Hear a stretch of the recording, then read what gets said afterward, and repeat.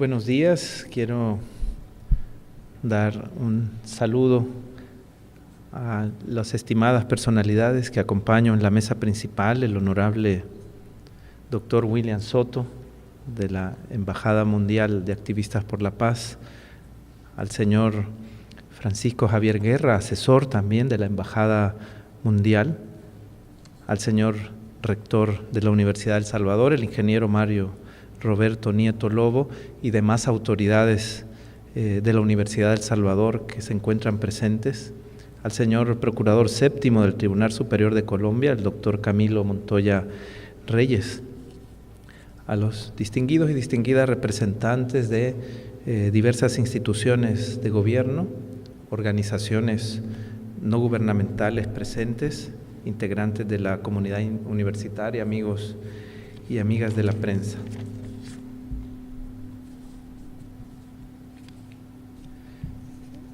Es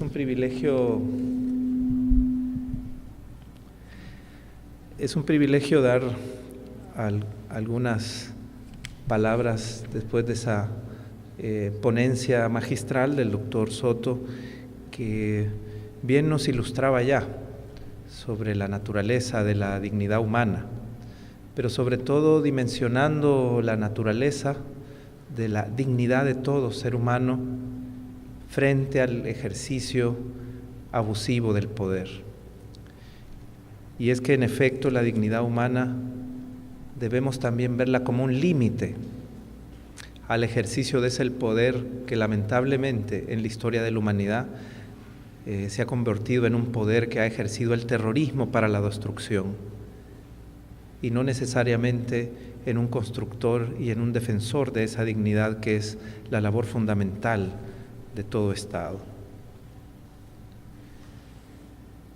Sin ser un especialista en el tema de la ética, me permito abocarme a un conocido autor que es John Rawls y su teoría de la justicia, que nos motiva a reflexionar sobre ese momento que podemos llamar originario en las sociedades, en las cuales se produce una especie de contrato o acuerdo que debe estar fundamentado en la construcción de valores morales, en la promoción de valores éticos que permite la convivencia social. Y de tal manera es este acuerdo original que, según Rawls, puede partir de un momento de un velo de ignorancia entre unos y otros que nos permite una condición originaria de imparcialidad, y que a partir de ahí genera el acuerdo sobre normas fundamentales que permitirán la convivencia social. La construcción de la convivencia social desde ciertas normas primarias, desde ciertos acuerdos sobre la coexistencia social. De esta manera, este acuerdo con basamento ético nos ilustra que es la realidad social la que debe ser el escenario de la construcción de la libertad desde ese enfoque de respeto y garantía a la dignidad humana que ya el profesor Soto bien nos describía en detalle desde su altura académica.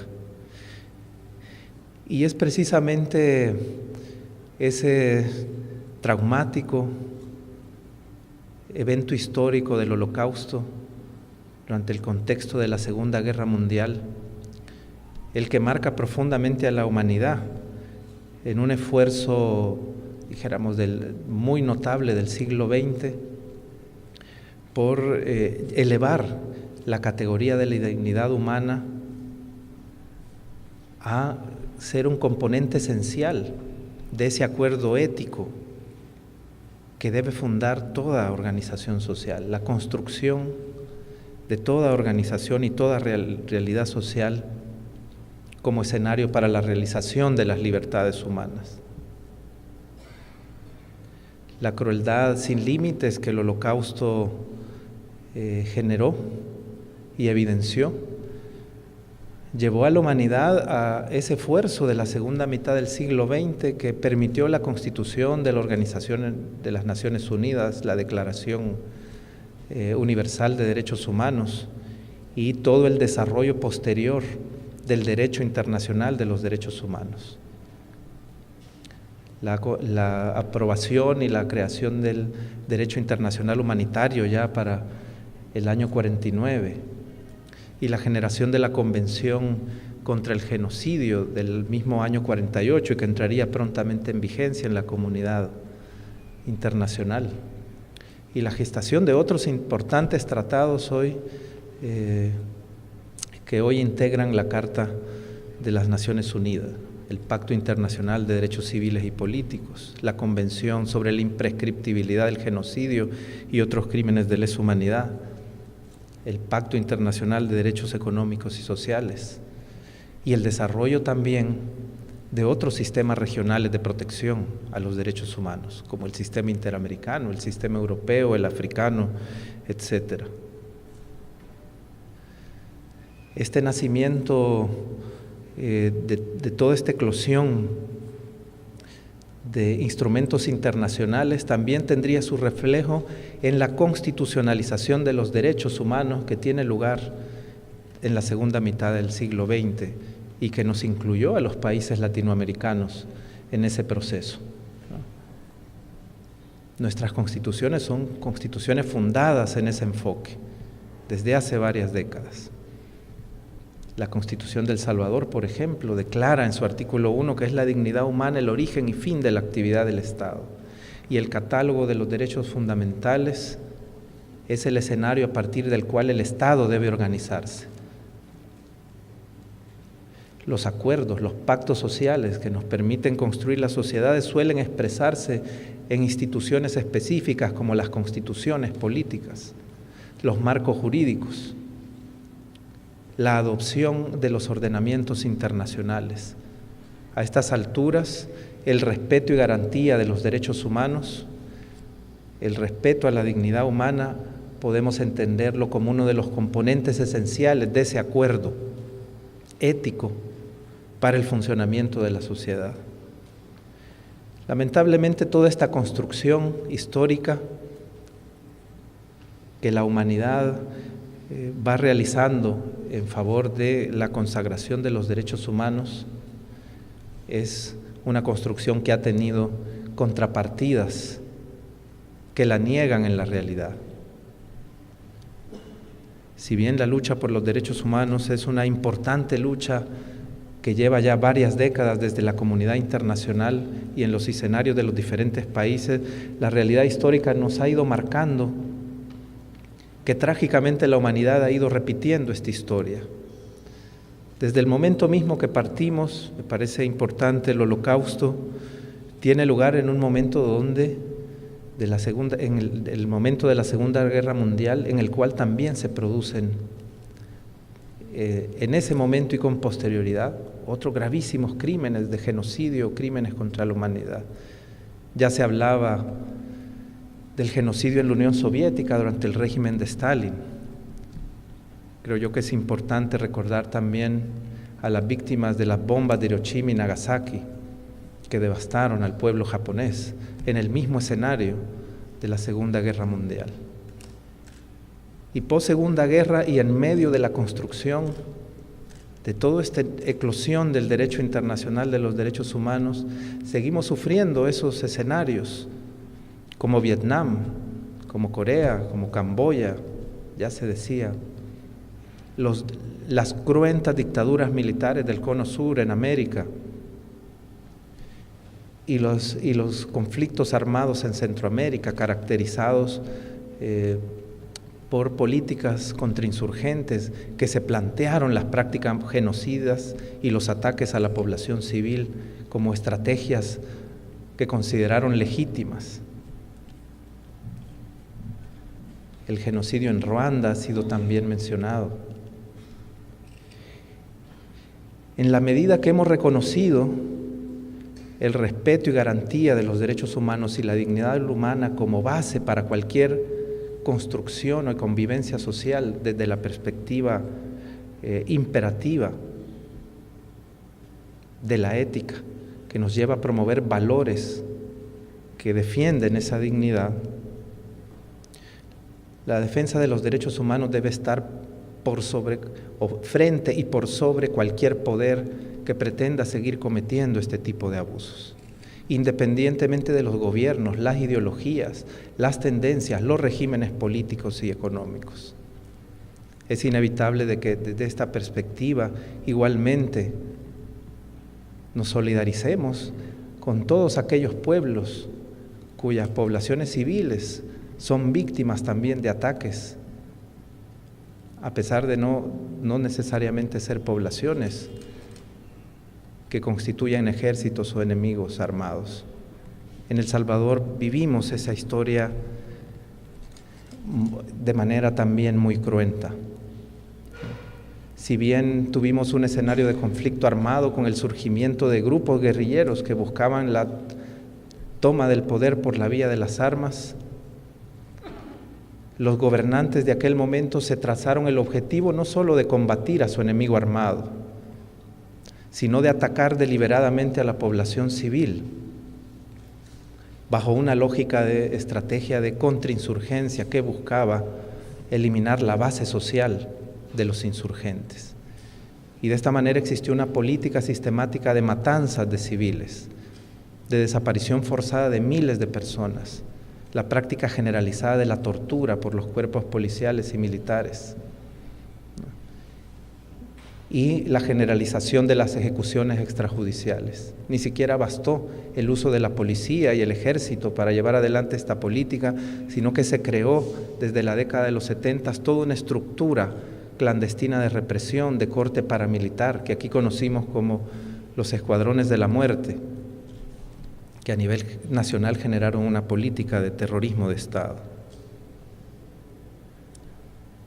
Por eso es inevitable que nos solidaricemos con las víctimas en todo el mundo, con las víctimas del Holocausto, las víctimas de Hiroshima y Nagasaki, las víctimas de Stalin, las víctimas de las dictaduras militares de nuestros conflictos, las víctimas de África. Ahora las víctimas en Irak, en Afganistán, en la Franja de Gaza, deben motivarnos a nuestra solidaridad. Debemos, frente a todos estos escenarios, recordar el imperativo de la defensa de la dignidad humana como un imperativo ético de corte universal y de obligatorio cumplimiento. Por eso yo quiero reconocer tan positivamente el esfuerzo de este foro, que a partir de la experiencia trágica del Holocausto nos lleva ese mensaje de que la educación es una herramienta fundamental. No olvidar, recordar permanentemente, devolver a las víctimas simbólicamente su dignidad, ¿no? Seres humanos que fueron exterminados, eliminados, y su dignidad atropellada absolutamente a partir del uso abusivo del poder y del terrorismo y el ejercicio del terrorismo de Estado. Las víctimas de todo el mundo, de todos los países, también las víctimas centroamericanas.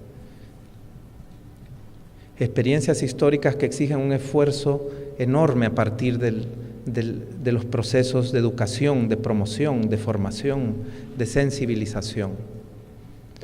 La educación se erige como una de las grandes medidas de prevención ante estos escenarios.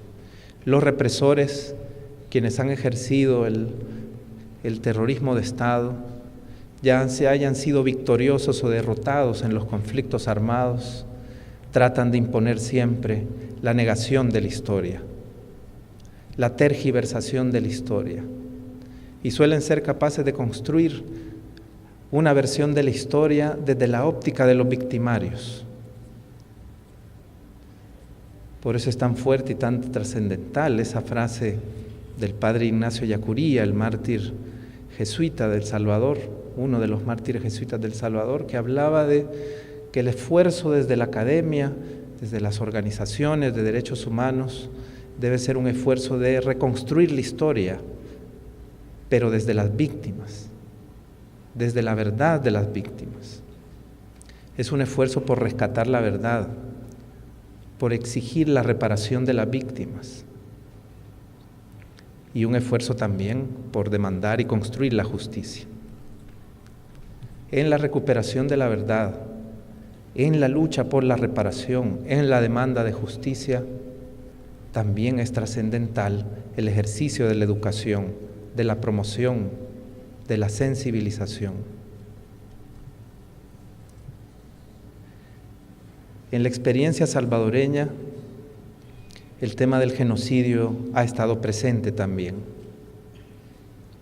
Nosotros también, en la primera parte del siglo XX, sufrimos un genocidio, el genocidio de 1932, que llevó al exterminio de miles de humildes salvadoreños y salvadoreñas, fundamentalmente integrantes de pueblos originarios y de población campesina.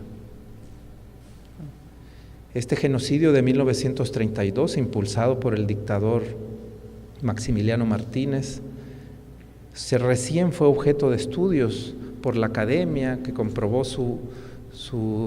la verdad sobre la perpetración de esta tragedia hasta los años 70, y que han estimado un exterminio entre 10.000 y 30.000 personas. Pero la historia de El Salvador no se limita al genocidio del 32, antes y después, en la propia crisis del gobierno de la Federación Centroamericana, con posterioridad a la definición de los estados de Centroamérica, marcando un hito nefasto, 1932, pero luego tenemos toda una cadena de políticas represivas, de persecución a los opositores, hasta desencadenar en el escenario de nuestro conflicto armado interno de las décadas de los 70s y los 80s, donde las políticas de terrorismo de Estado se generalizaron y se institucionalizaron. La Procuraduría para la Defensa de los Derechos Humanos ya en el año 2004 emitió un informe en relación a los graves crímenes ocurridos en El Salvador contra población civil en el conflicto armado, y traía a cuenta una importante reflexión sobre el genocidio en El Salvador. Y coincidentemente, en aquel momento había cobrado fuerza la aplicación del principio de justicia universal, y fundamentalmente a través de la acción de la Audiencia Nacional en España se había concretado los procesos de juzgamiento a criminales de lesa humanidad de países del Cono Sur, particularmente de las juntas militares en Chile y Argentina. Y la reflexión generada en esa jurisprudencia, que era la jurisprudencia en ese momento del juez Garzón de la Audiencia Nacional, era una interesante reflexión sobre el genocidio. Y traía a cuenta el juez Garzón en su sentencia sobre las juntas militares chilenas y argentinas, que durante la definición de la Convención Internacional contra el Genocidio, que estableció la figura delictiva internacional como el exterminio total y parcial de un grupo nacional, étnico, religioso, como una discusión en la cual las grandes potencias de ese momento que definieron la convención impusieron sus intereses para que el exterminio total o parcial de los grupos no incluyera como una de sus causales la persecución política, es decir, el exterminio de un grupo victimizado, pero por otro grupo que es parte de la misma nación y que controla una estructura de poder militar y policial que le permite el exterminio. Los mismos hechos, matanzas, desapariciones forzadas, ejecuciones extralegales, torturas, violaciones en masa, traslado de niños de un grupo a otro grupo. Esto ocurrió en nuestros países y ocurrió en El Salvador. No fue de un grupo nacional distinto que vino a realizar el exterminio, no fue otro grupo étnico ni otro grupo religioso. Fue el mismo grupo nacional, por razones políticas. Cuando uno estudia la masacre del Mozote y otras masacres y se da cuenta que la planificación era muy cuidadosa y definían el cuadro donde operaría la tierra arrasada. Las personas que estaban a metros de ese límite se salvaban, los que estaban dentro eran exterminados, incluyendo niñas, niños, mujeres, adultos mayores. La fosa 1 del Mozote es un paradigma de este horror. una muestra que también en El Salvador la crueldad humana no tuvo límites. Esa fosa 1 reveló 136 esqueletos de niños cuyo promedio de edad era de 6 años. Fueron fusilados por 24 tiradores y después se quemó a los niños sobrevivientes con una bomba incendiaria. Este tipo de prácticas tuvo lugar durante 4 años en un escenario de matanzas sistemáticas en diferentes lugares contra población civil.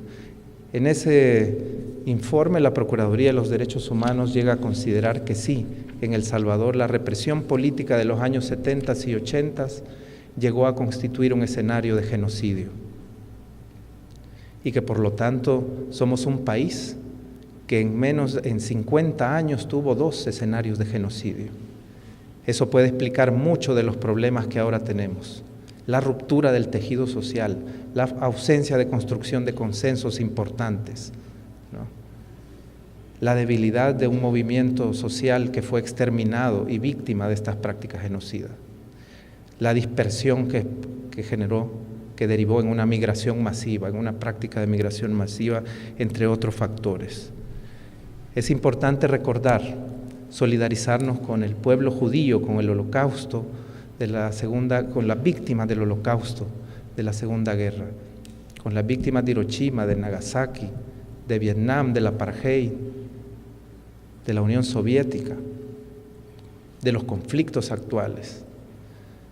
Pero también es necesario ver esta historia dolorosa del Salvador y darnos cuenta que aún tenemos posibilidades de construir fuertes procesos de prevención para que hechos semejantes no se repitan.